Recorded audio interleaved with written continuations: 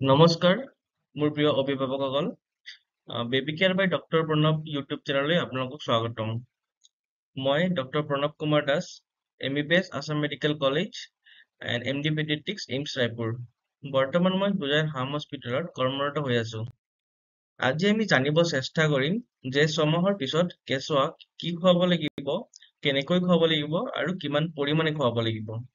প্ৰক্ৰিয়াটোৰ নাম হৈছে কমপ্লিমেণ্টাৰী ফিডিং, অৰ্থাৎ পৰিপূৰক খাদ্য প্ৰদান কৰা। মাকৰ গাখীৰ যথেষ্ট নহয় নেকি? 6 মাহ ধৰি খাই থকা মাকৰ গাখীৰ এতিয়া কেনেকৈ যথেষ্ট নহয় সেইটো আমি জানিম। What is complementary feeding? পৰিপূৰক খাদ্য প্ৰদান কৰা মানেনো কি? Complementary feeding is providing foods in addition to breast milk to babies more than 6 months. 6 মাহতকৈ অধিক বয়সৰ শিশুসকলক স্তনপানৰ উপৰিও গোটা খাদ্যৰ যোগান ধৰাৰ প্ৰচেছটোকে কমপ্লিমেণ্টাৰী ফিডিং বুলি কোৱা হয়। ছবিত আমি চাব পাৰো যে একপিনে মাকে গাখীৰ খুৱাই আছে আৰু আনপিনে কমপ্লিমেণ্টাৰী ফিডিঙো কৰি আছে। Why 6 months? 6 মাহেই কিয়? 3 মাহ কিয় নহয় বা 9 মাহ কিয় নহয়? তাৰ কিছুমান কাৰণ আছে। আহক আমি জানিব চেষ্টা কৰো।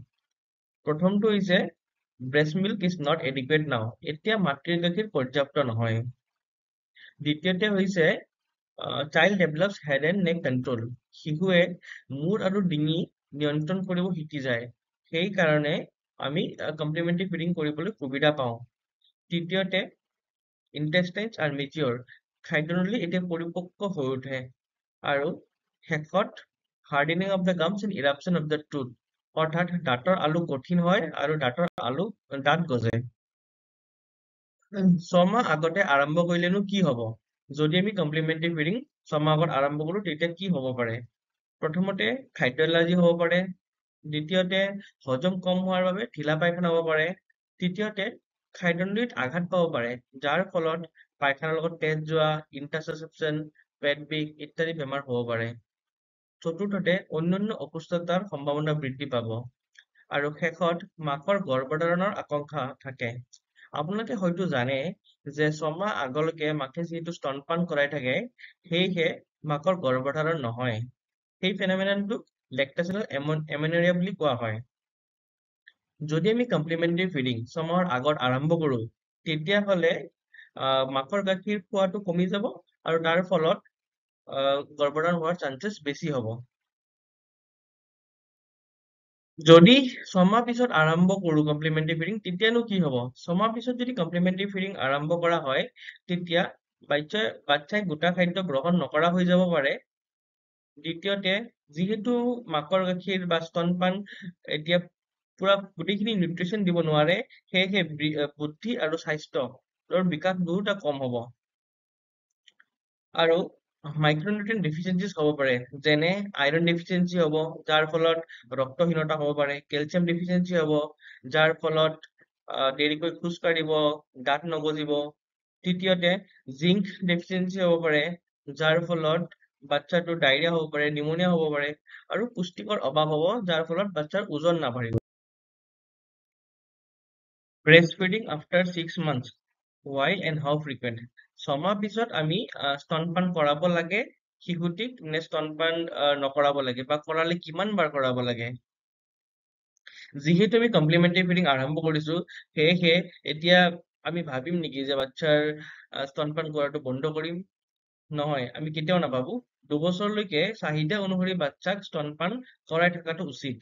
কিয়নো 6 মাহৰ পৰা 12 মাহৰ শিশু এজনে শক্তিৰ আধা অংশ মাকৰ গাখীৰৰ পৰা পায় আৰু 12 মাহৰ পৰা 24 মাহৰ শিশুটোৱে শক্তিৰ 3/4 এভাগ অংশ মাকৰ গাখীৰৰ পৰা পাব। সেয়েহে স্তনপান কৰাটো খুবেই ইম্পৰ্টেণ্ট। অন্নপ্ৰসন্ন আক্ষৰিক অৰ্থ হৈছে মাকৰ গাখীৰ বন্ধ নকৰাকৈ গোটা খাদ্য যেনে ভাত আদি খুৱাই দিয়া। ভাৰতীয় সংস্কৃতিৰ এই পদ্ধতিটো 6 মাহ বা 7 মাহত কৰা হয়, তাতে মাকৰ গাখীৰ স্তনপান কৰাই থকা হয় আৰু তাৰ উপৰিও গোটা খাদ্য আমি আৰম্ভ কৰো। এই প্ৰচেছটোকে আমাৰ মেডিকেল টাৰ্মত কমপ্লিমেণ্টাৰী ফিডিং বুলি কোৱা হয়। আহক আমি জানো যে বাচ্চাক কমপ্লিমেণ্টাৰী ফিডিঙৰ ভিতৰত কোনবোৰ গোটা খাদ্য খুৱাব নালাগে।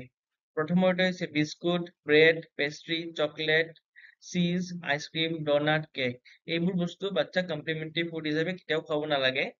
দ্বিতীয়তে হৈছে টিন্ড ফুডছ, পেকেটত ভৰোৱা খাদ্য আৰু artificial cook food with preservative. যিকোনো কৃত্ৰিম ৰন্ধা খাদ্য য'ত প্ৰিজাৰ্ভেটিভ এডেড হৈ থাকে সেইবোৰ আমি খুৱাব নালাগে। ফ্ৰাইড ফুডছ যেনে চিঙৰা, কচুৰি, পকৰা ইত্যাদি আমি খুৱাব নালাগে। আৰু শেষত হৈছে অধিক নিমখ থকা, অধিক চেনি থকা আৰু চৰ্বি বেছি থকা যিকোনো খাদ্য আমি বাচ্চাক খুৱাব নালাগে। আজি আমি শিকিলো যে কমপ্লিমেণ্টাৰী ফিডিং বাচ্চাক কেতিয়া কৰিব লাগে আৰু কমপ্লিমেণ্টাৰী ফিডিং কৰিলে বাচ্চাৰ কি কি লাভ হয়, ছমাহ আগত কৰিলে কি লাভ হয়, ছমাহ পিছত কৰিলে কি অসুবিধা হয়, আৰু বাচ্চাক আমি কোনবোৰ গোটা খাদ্য কমপ্লিমেণ্টাৰী ফিডিঙত খুৱাব নালাগে। আমি ইয়াৰ পৰৱৰ্তী ভিডিঅ' জানিব চেষ্টা কৰিম যে বাচ্চাক কেনেকৈ আৰু কোনবোৰ বস্তু খুৱাব লাগিব কমপ্লিমেণ্টাৰী ফিডিঙত। ধন্যবাদ।